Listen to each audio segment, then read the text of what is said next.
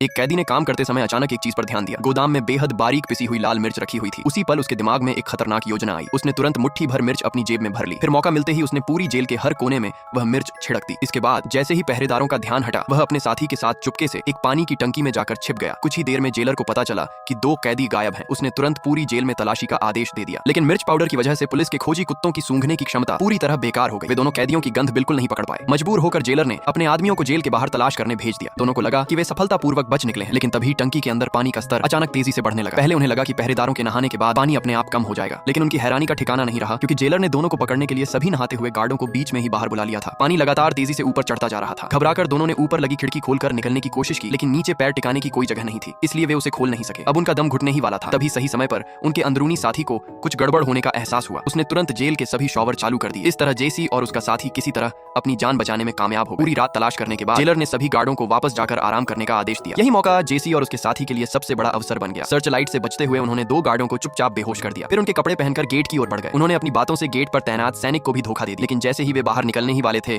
पीछे से किसी ने उन्हें आवाज दी। आवाज सुनते ही जेसी का दिल बैठ गया। वह डिप्टी जेलर था।